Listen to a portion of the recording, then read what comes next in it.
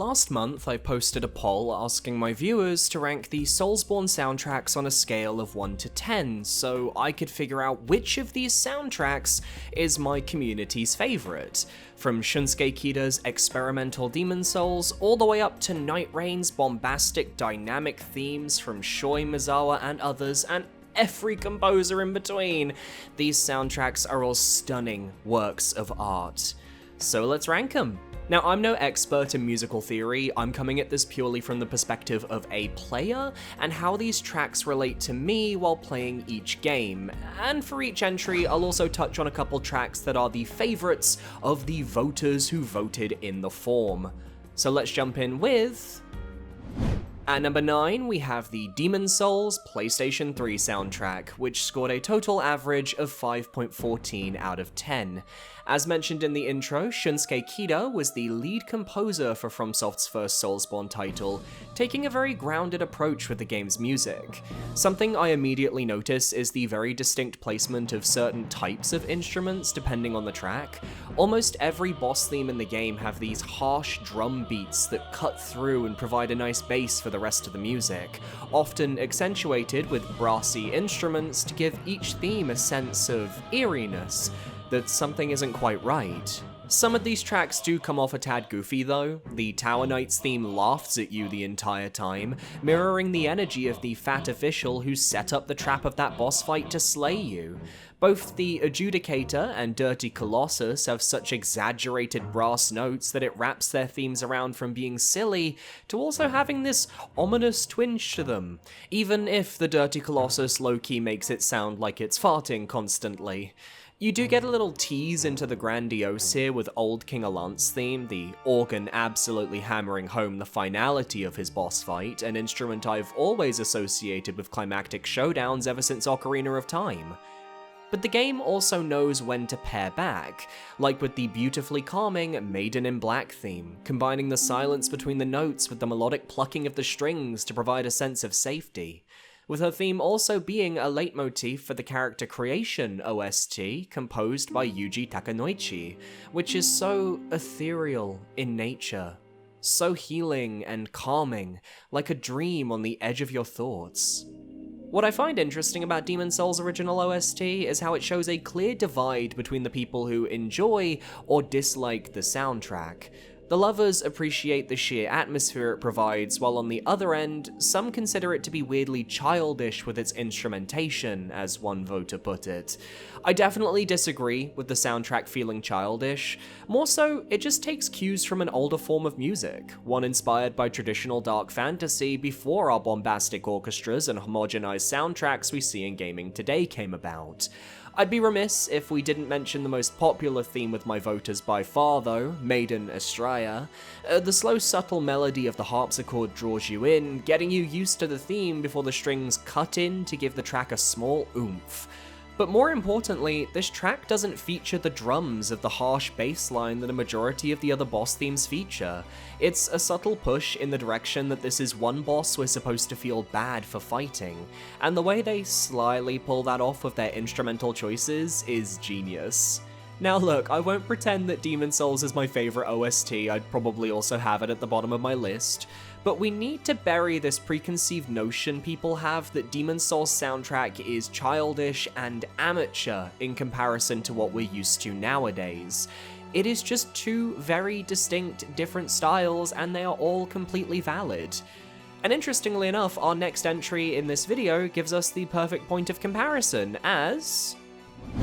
At number 8, we have Demon Souls 2020, which scored a total average of 5.5 out of 10. Am I shocked that both of the Demon Souls soundtrack bottomed the list? No, it's the least played game in the series on a console that only has like 2 games, fight me Sony. The soundtrack was rearranged by Bill Hemsterpat with the aim of creating something different that can stand alongside Kida-san's original work.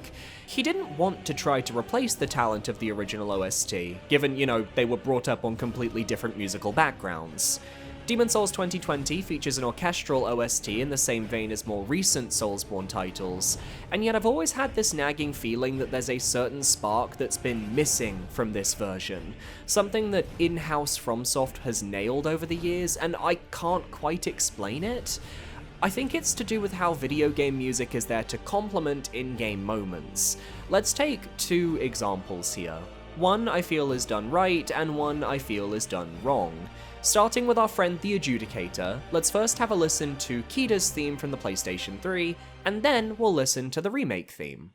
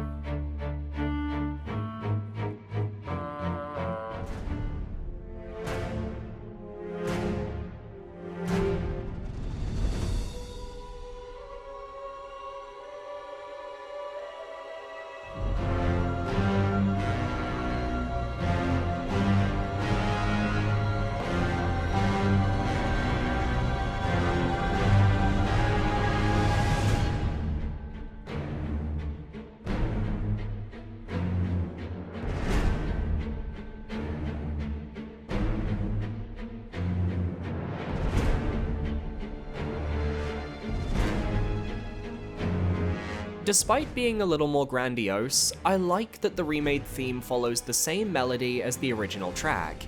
It's perhaps a bit too intense for a fight as easy as this, but just as the theme feels like it's going to explode, it pulls back, knowing when to play it subtly. Now let's listen to the Maiden in Black theme, the original Kita version followed by the 2020 remake.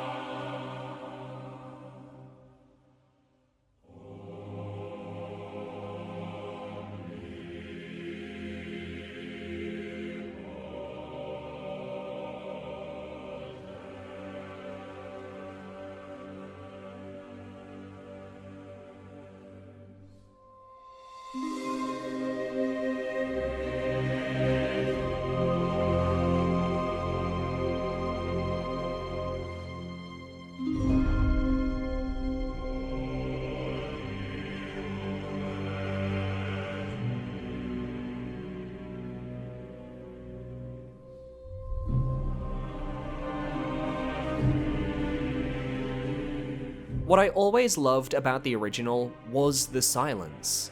The quiet, the focus on the strings, the intentionality of the piece. The remake takes a completely different route with a holy choir that fills every moment of the song with this angelic tone. It doesn't give you a moment of silence, a moment to think, or a moment to breathe.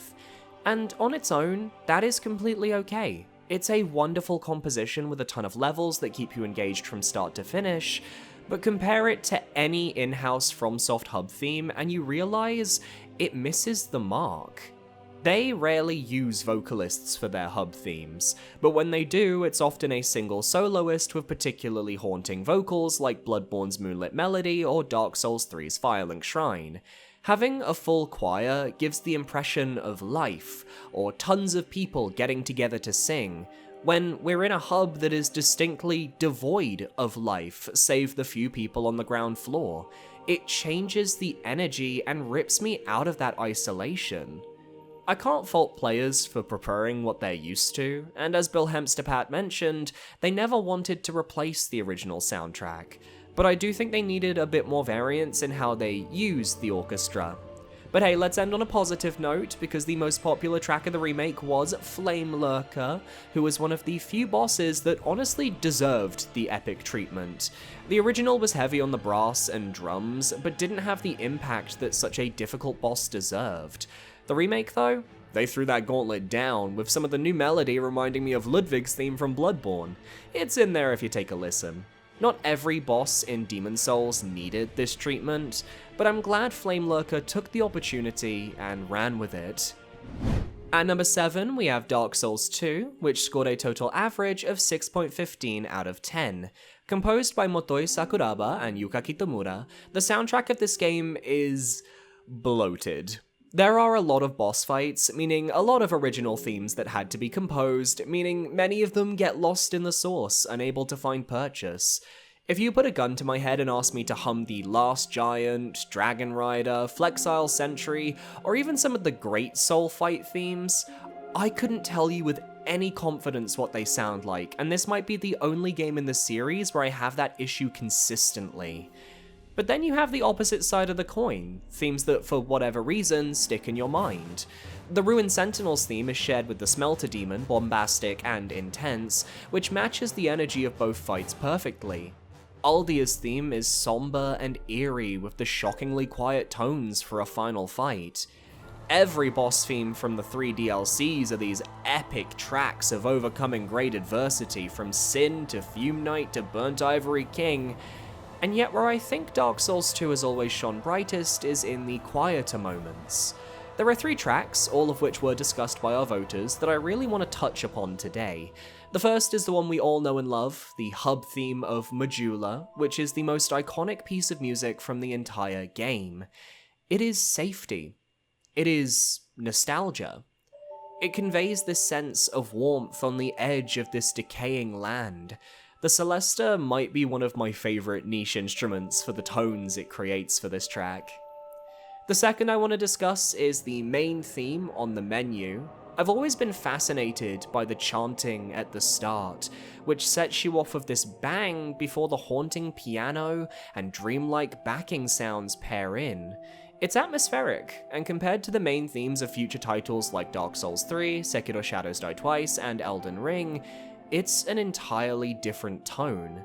Thoughtful in melody, dare I say a theme of mourning, perhaps. But the track I really wanted to feature is pure, ambient atmosphere. Picture this, you've just fought through Drangleic Castle fighting hordes of monsters in the most intense setting of the game. You descend an elevator wondering what fresh horrors await you in the next area, and then you're greeted by the voice of a woman singing. As you explore the Shrine of Amana, the Song of the Milfanito is a serene juxtaposition to what you were experiencing up to that point. It calms you down, allows you a moment to breathe, and draws you in. Which is quite ominous when you recall that the boss of the shrine is a demon that can replicate this very song. Are you truly listening to the echoey tones of a Milfanito, or are you being lulled like a sailor to a siren? I don't think any of the other games really hit this track's specific energy, aside from maybe the PS3 Demon Souls Noblewoman in the Prison of Hope, whose voice echoes through that level, delivering similar hope to their protagonist. Dark Souls 2 is a more nuanced soundtrack than any of us give it credit for, and while I agree it's not as memorable and admittedly not Sakuraba's best work, after all, how can he top the genius of the Golden Sun soundtrack, it lays the ground for what comes next, especially given Yuka Kitamura, whose first composed FromSoft game was Dark Souls 2, was about to change the landscape with her future OSTs. At number 6, we have Sekiro Shadows Die Twice, which scored a total average of 6.72 out of 10. Once again composed by Yuka Kitamura with assistance by Noriyuki Asakura, this is another entry I'm not surprised by, but one that I feel will be contentious amongst the OST lovers of the world. At a glance, my community likely voted Sekiro lower down the ranking because it is an entirely different style to anything else in FromSoft's current catalogue. The orchestral choirs are traded out for Japanese instrumentals, and a soundtrack that is inherently Eastern in its approach. Which makes sense. Sekiro is a game about a Japanese shinobi set in a specific period of time from Japan's past, and I find this genre of music to be a lot more hit or miss among Western audiences. For me, I'll admit it's not my personal cup of tea, but putting that bias aside, I do think Sekiro's soundtrack is stunning. I love the shift in focus to atmospheric area themes like Fountainhead Palace, or even something as simple as the Ashina outskirts. This is a game that benefits from that low score undercutting your gameplay as you sneak around castles and deathblow soldiers, an ambiance that was then brought over to Elden Ring, and I expect it to continue into FromSoft's next single-player epic. I am woefully unequipped to talk about the Japanese instruments used to create these themes, aside from maybe the shamisen, but I know they are done masterfully. And when the game wants to hit you with those boss tracks that set the tone, they also do it fantastically. My go-to has always been Great Shinobi Owl, which is one of Noriyuki's compositions. He worked on the Tenchu series for FromSoft in the past, and the way the first half of the song is so composed despite the harshness of the strings, and the almost chase-like feeling of the melody is impressive, only for the second phase to release the training weights as Owl's full force is brought to bear, understanding that he has no choice but to show all his despicable nature to his son. As for my voters, the main three tracks that received the most praise were Gentle Blade, The Owl, and The Divine Dragon. Emma's theme is drenched in tragedy, a theme for a doctor who has taken up the blade, attempting to stop the very force that could bring ruin to Ashina. It's her last stand, what she hears as she attempts to stop you, knowing full well that she's on borrowed time. The ring of the handbells, the wind instruments that complement the strings, it's so good. The Owl, meanwhile, is a complete flip in atmosphere from Great Shinobi Owl. Here the melody isn't as jarring, you can tell that your father fully respects your challenge here, and you both fight in your prime knowing only one of you can emerge the victor. I especially love how in certain parts of the bass you can hear a clashing sword not too dissimilar from the swords in-game. And lastly, the Divine Dragon. With the boss being a cinematic struggle, they knew they could put full focus on the soundtrack. The first 2 minutes setting a baseline with the phase against the tree creatures before the rest of the song hits and never lets up. You get blasted with this heavenly divine melody that plays beneath the giant sword swings of your opponent. You truly feel like you're up against something beyond your comprehension, something to be revered. Anyone who says that Sekiro's OST is bad is just incorrect. It doesn't have to be to your tastes, that's obviously a completely different debate, but the level of care and the level of authenticity with its Japanese roots is one of its most admirable qualities as an OST. At number 5, we have Dark Souls, which scored a total average of 7.03 out of 10. The viewers have spoken, and the understated yet incredibly well-composed Dark Souls soundtrack simply cannot compete against the epics coming up later in the video. That being said, an entire game composed by Motoi Sakuraba is my dream come true, and in terms of the Dark Souls series, he set a tone that has a through line throughout the trilogy. He loves a choir, whether it be male or female vocalists. He wants those harmonies to sing, and they pair beautifully throughout the entire soundtrack. Naturally, my voters really showed up for some of the more ambient and atmospheric themes in the game. Firelink Shrine's hopeful melody contrasts the stark silence of the rest of the world, providing you a safe haven for both your character and your ears. How quaint. Gwyn, Lord of Cinder's theme is a famously melancholic piece whose slower pace and thoughtful piano work ensures that you realize this isn't some grandiose final fight. This is putting down the old man who's clinging on by a thread. Dare I say, there's no victory here, just plin plin plon. Gwendolyn's theme, shared with the Moonlight Butterfly, is a hauntingly beautiful piece that works wonderfully with a pair of bosses who don't have that physically intimidating energy. One of them is a gorgeous, ethereal creature that floats through the skies, while the other is a femboy. Sif's theme continues the tragic theme set up by Maiden Astraya, where at least one Soulsborne boss theme has to make you want to cry, featuring both vocalists and a track with many levels that comes in and pulls back at a moment's notice. But on the flip side, when Dark Souls wants to get the energy pumping, they know just what to do. Ornstein and Smo's theme is this regal assault of instruments that force you to lock in and pay attention. Gaping Dragon has a combination of tense strings, a subtle bass line, and what might be some throat chanting at certain points, don't quote me on that though, to make you feel like you've just encountered something truly dangerous. Motoi Sakuraba is fantastic at tailoring his music towards the type of boss you're facing. Skeletons have these ominous horror-sounding tracks with harsh sounds. Dragons get these energetic tracks that have you hyped to fight them. The DLC is practically filled with bangers, with all of the bosses being some of the most threatening in the game, meaning they needed themes that matched them to boot. But then, the game ends with the exhale that is Nameless Song. A melody of reminiscence, of finality. Your journey has ended, you can rest now, while the female vocalist leads you onto your next journey. It's subtle, but there's a percussion instrument being faintly played in the background of this track, and it just adds to that heavenly sense. Such a striking credits theme, and the best in the game for me. Dark Souls OST is special. It's not exactly the current standard with the live orchestras and the grandiose spectacle, but it represents dark fantasy in a near-perfect fashion, and laid the foundations for what the OSTs of this series would eventually become. So I'm glad that of the non-orchestral soundtracks, it landed the highest. At number 4, we have Elden Ring Nightreign, which scored a total average of 7.57 out of 10. As the newest game in the series, it has a bit of an uphill battle anytime I do a community ranking, so I'm pleasantly surprised to see it land this highly. Shoei Miyazawa is the main composer, but the load was shared across the soundtrack with Tai Tomisawa and Soma Tanizaki, with a pair of tracks by Yoshikazu Takayama and one from Yuka Kitamura. Nightreign has a rather distinct vibe, despite adhering to modern FromSoft conventions, able to go from the calm and collected round-table hold theme that hits that feeling of safety I personally haven't felt since Firelink Shrine in Dark Souls, to those iconic opening notes when you first spawn into Limveld fresh off the Battle Eagle. There's a lot of intention behind the field music of Nightreign too, as the various Limveld tracks are timed to play around specific moments within the game. Each run of Nightreign is the same length, each day lasts the same amount of time, so having music that can complement that is a treat. But let's be real here, while the entire soundtrack is crafted with purpose and vision, it's the themes of the Night Lords that are the true prize for any OST lover.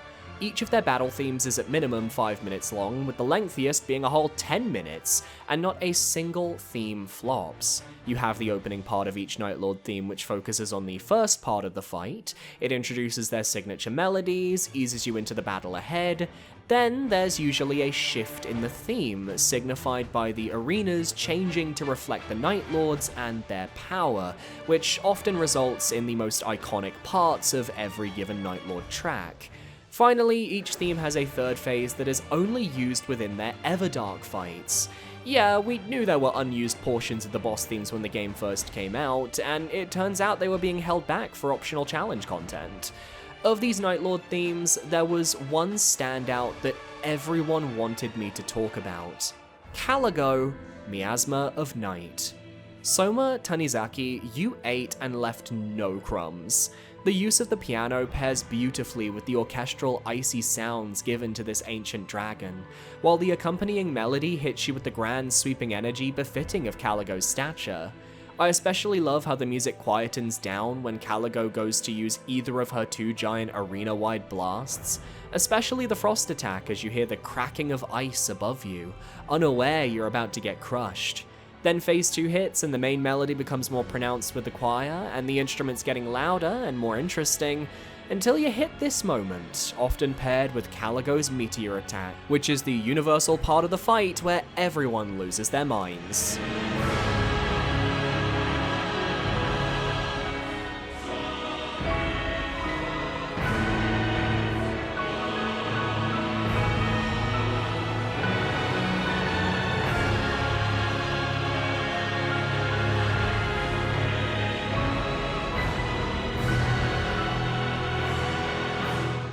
And of course, the Everdark portion only continues where we left off, the tone shifting a little to reflect Caligo's desperation, until finally ending with one of the most somber piano solos.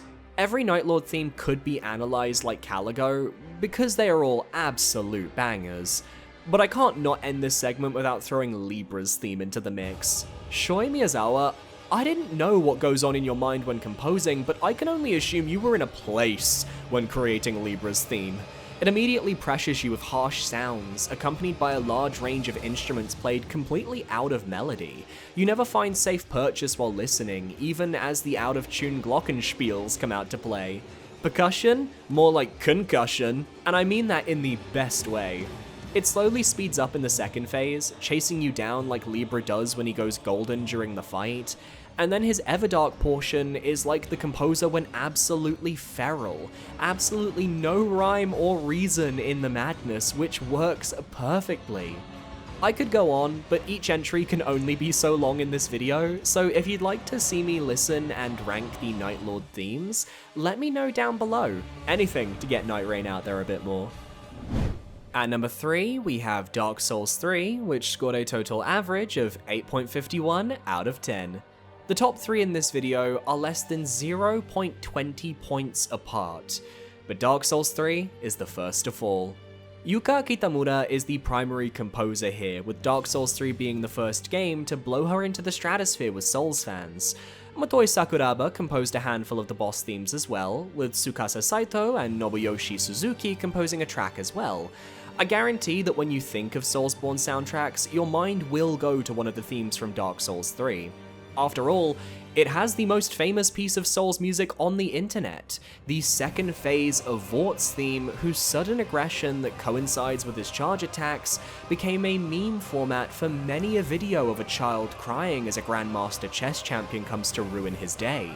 Motoi Sakuraba is brought in for many of the tracks relating to Dark Souls 1, as he gets to revamp his style with the old Demon King fight, but nowhere is his composition stronger than Nameless King.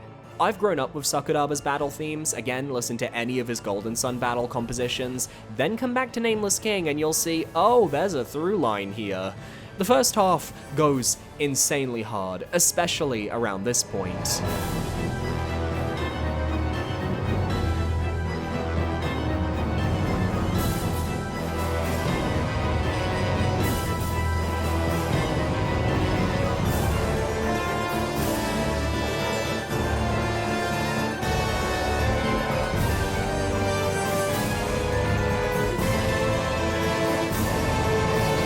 Then the second phase, I didn't even notice this until researching for this video, incorporates a faster version of Gwyn's Plin Plin Plon with a different instrument, proving who the boss truly is, while also showing he's here to beat your ass. There's even elements of Ornstein and Smo's theme in here, which makes a lot of sense given the Nameless King's connection to Ornstein. I'm not going crazy, right? But Yuka Kitamura comes into her own with a majority of the soundtrack, from the quiet eeriness of Dancer of the Boreal Valley, which feels so weird to hear without the footsteps, to the bell chime of the Abyss Watchers that echoes throughout the arena as the female vocalist's clean vocals overlay a low male chanting and some gorgeous string work. Said female vocalist appears throughout Yuka Kitamura's compositions on this OST, and I honestly associate the soundtrack with her voice, so good on her. And while there was a lot of debate between my voters as to the best themes in the game, 3 tracks kept cropping up. Darky to Madir, whose OST set the bar for optional DLC fights moving forwards. I saw someone on YouTube describe how the music moves up and down in a constant rhythmic pattern like a serpent slithering. Shout out to Brenker Gaming for that one. Then you follow that up with Slave Knight Gale, whose 2-phase fight with 3 distinct portions is reflected by the soundtrack, starting off tame and slow as you face the bestial man, before the theme picks up when his humanity is returned. This faster pace is the sound you hear when getting crossbow spammed. And then the music quietens, the track is over, you think? But then it suddenly crescendos with an explosion of skulls hitting you with Gale's last burst before the finish. And yet the most popular track from the game is the Twin Princes. She is truly a master of suspense, as you face off against the final Lord of Cinder for the opportunity to link the flame, a battle you need to win where both sides are desperate to survive and the music is just god tier, oh my god. My favourite part is actually in the first half of the theme, from Phase 1. Take a listen here.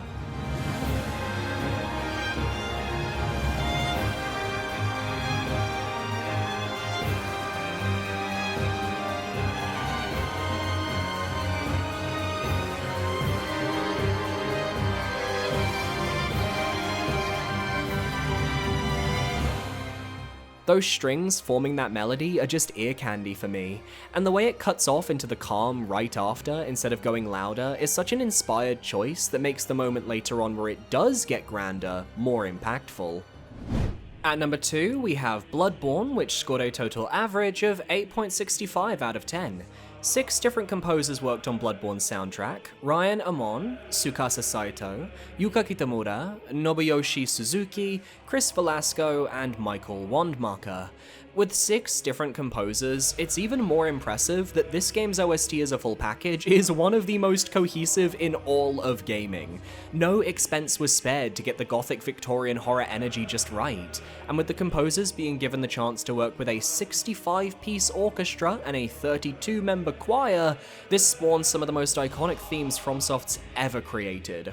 I still remember being at a friend's house as we watched the Bloodborne behind the scenes video on PlayStation's YouTube channel, seeing the orchestra record Cleric Beast in real time.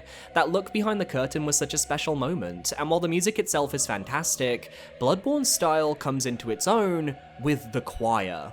They appear throughout the soundtrack, fitting in beautifully given choirs are often associated with the church, and lo and behold, Bloodborne loves a good church. Hell, they'd love a good choir. But while the boss themes are important, Ryan Amon deserves a lot of credit for the more atmospheric themes of the game. He was in charge of the Hunter's Dream and Moonlit Melody themes, which are personal favorites of mine. The quiet strings hit you with a sense of safety, while the very subtle noises in the background of the track hint at there being something a little deeper going on here. But it's his Hail the Nightmare theme from the Hypergean jail that deserves the biggest shout out. Getting kidnapped, waking up somewhere you've never been, and then getting hit with what I assume is horrifying Latin chanting that, in universe, is the School of Mensis preparing their ritual behind closed doors. Oh my god. As you explore, you're wondering where the hell you are and why everything sounds so oppressive. It's the stuff of nightmares, it's the stuff of dread. On the flip side, we have Gurman's theme, which decides to hit you in the feels with its melody. Tsukasa Saito gets you with this beautiful theme of battle, one free of the intensity you had with the hunt. Instead, it's more introspective, more atmospheric. It reminds me of some of the more somber tracks from Shadow of the Colossus, peaking for me right about here.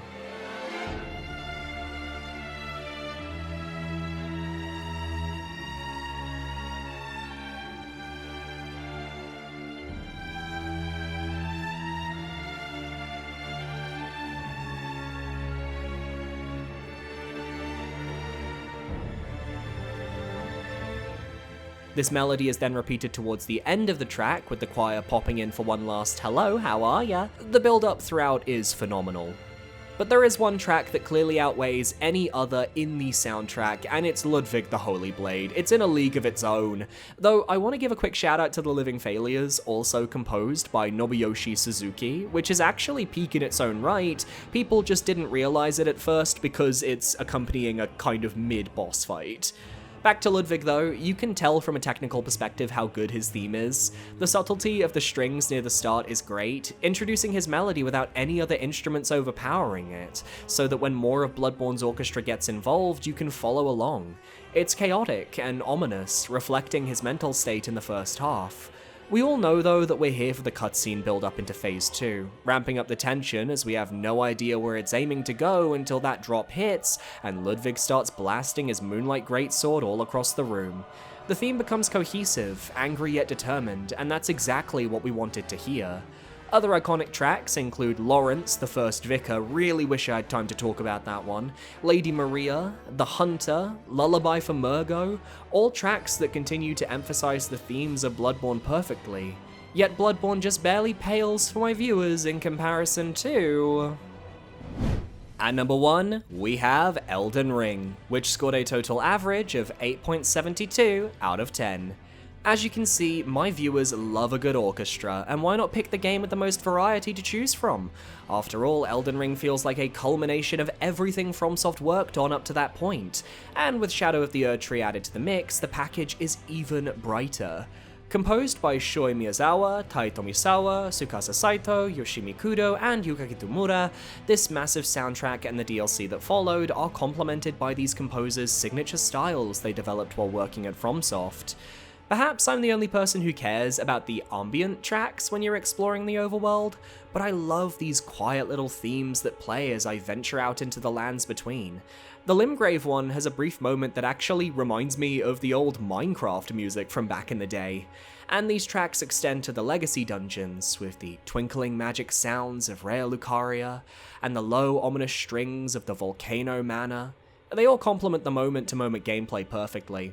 But when you think of Elden Ring, you absolutely think of that iconic main theme, and you think of the various boss themes that manage to run the gambit with so many different styles.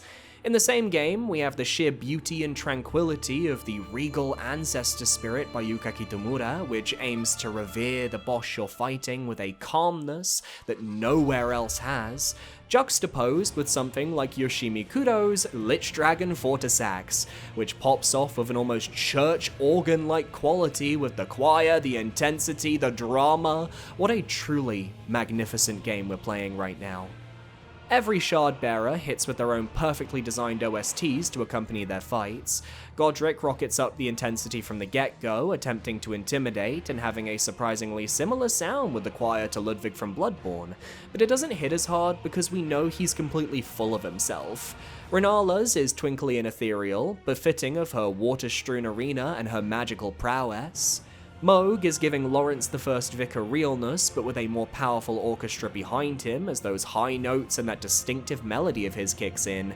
And Melania, her OST is burned into my brain from how much I heard it. When you know a boss is going to kick you down over and over, you need a theme that can stand that repetitive test, and hers has the perfect blend of starting off slow before crescendoing in phase 2 that keeps her fresh. Then you add some of the best boss themes from the DLC into the mix, such as the impeccable Messmer the Impaler, which has been stuck in my head since release, Bale the Dread in the way his theme complements his moveset perfectly, especially with how it goes quiet during phase transitions before exploding into a roar of instrumentation. It's so good! Promised Consort is effectively two themes in one, with the first half being a Radahn redux, while the second half has this angelic energy of Miquella's hope radiating through. It's surprisingly non-threatening in the back half. Instead, the music is trying to entreat you to its side, while the game absolutely pounds you into the dirt. But it's Radagon's theme that is the viewer's favourite, which makes sense as it's just the game's main theme in Boss Thorn. While the main theme is short and sweet, it makes for one hell of a perfect loop. You can even hear at one point Marika shattering the Elden Ring in the background of the music, which is a hell of a storytelling moment. That bombastic tone is just what you need to hype you up for the final fight, which makes the sudden contrast with the Elden Beast sequence so powerful. Instead of an intensity, the hype is now being built up slowly, surely, with the most gorgeous vocals and the most subtle strings in the background as you face this otherworldly creature. It's beautiful, heart-wrenching, and is such a perfect contrast in tone to Radagon's raging aura.